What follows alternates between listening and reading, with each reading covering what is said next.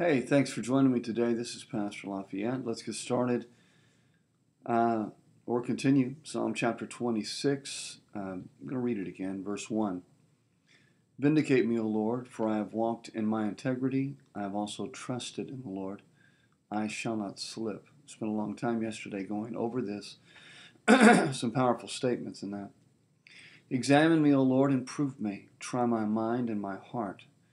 For your loving kindness is before my eyes, and I have walked in your truth.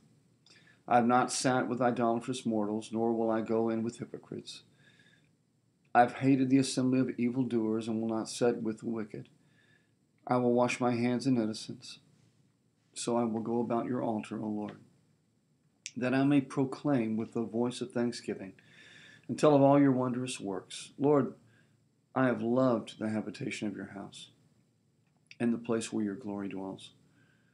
Do not gather my soul with sinners, nor my life with bloodthirsty men, in whose hands is a sinister scheme, and whose right hand is full of bribes. But as for me, I will walk in my integrity. Redeem me and be merciful to me. My foot stands in an even place. In the congregation I will bless the Lord. We're going to start at verse 2 and just kind of go through this. Examine me, Lord, prove me, try me. Listen, this is the heart of someone who is, he knows he can't hide anything from God. I mean, we'll get to Psalm 139.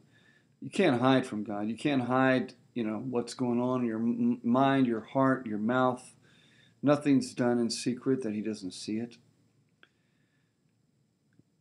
And he just said previously that, his heart was, was right, that he trusted God, had a clean conscience. And so he said, Lord, examine me, prove me, try me, test me, check me out. I mean, if there's something I've done wrong, Lord, then show me.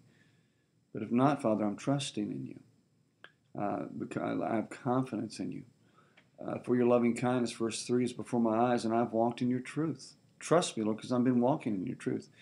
And then he goes through a list. He said, I haven't sat with idolatrous mortals. I haven't gone in with hypocrites. And it's not necessarily saying, hey, I haven't been around people like that. It's just that I haven't gone in with them. I haven't been part of all their junk. I haven't done what they did. And he goes on about this for a couple of verses. But people will always read about Jesus, and they'll say, oh, well, Jesus, they'll always comment on this thing that he was a friend of sinners and wine bibbers. I think it's how it's worded in the New King, or in the King James. It's kind of like, and people will take it and say, oh, see, Jesus liked to party, man. He liked to hang around people there, drinking, getting drunk. And Jesus, we were too weird about doing things and being part of stuff. Sometimes I think we don't really think things through. Because remember, Jesus was known. He was known to be the great healer. He spoke, people would listen. So when Jesus went in with people, it wasn't, the party didn't just keep going and the disco ball kept spinning and everybody kept doing body shots.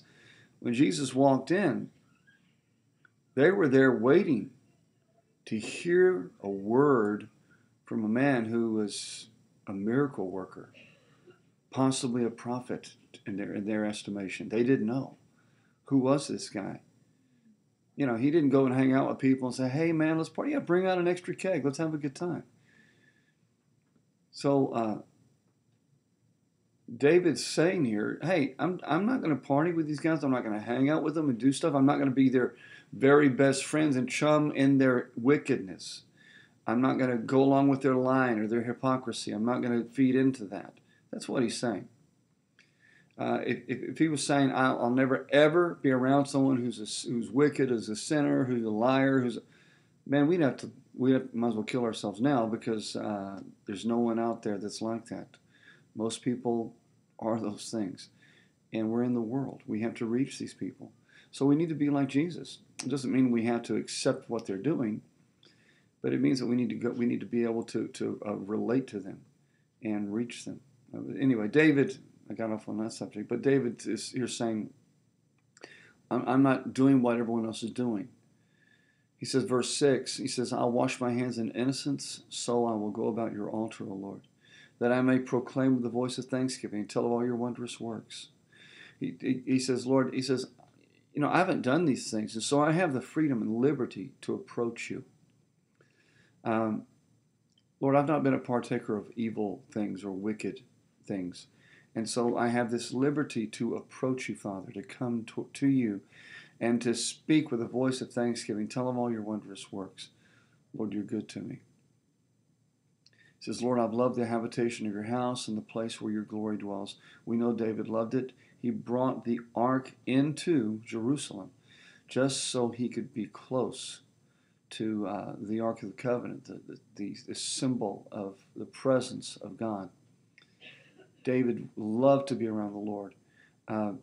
Typically, people who aren't right, who feel guilty, they don't want to be around God, because every time they get around him, they feel guilty. Not David. His heart was to serve God. It is yours. You need to answer that question for yourself. I want to thank you for joining me today. We'll try and get into this tomorrow, starting probably maybe verse 8 again. But God bless you. Have a good day. Take care. Bye-bye.